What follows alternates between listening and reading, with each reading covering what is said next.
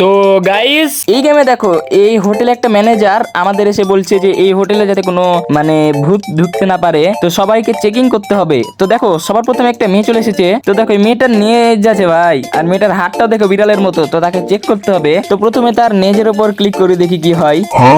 দেখো ভাই সে নাকি পিছনে হাত দিয়ে বিড়াল ধরে রেখেছিল, ভাই কি দরকার বিড়াল ধরে রাখার। আচ্ছা তারপরে হাতে ক্লিক করি, দেখো সে নাকি গ্লাভস পরেছিল।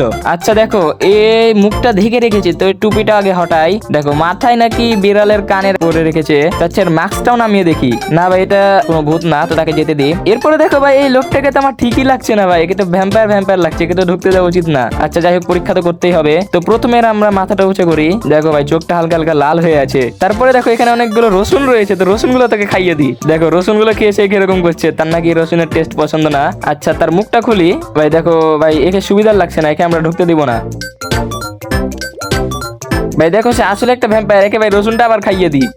দেখো রসুনের ভয়ে সে পালিয়ে গেল। এবার আর একটা লোক এসেছে, তো এর মুখে একটা গোলাপ ফুল রয়েছে, তো এই গোলাপ ফুলটা আগে হটাই।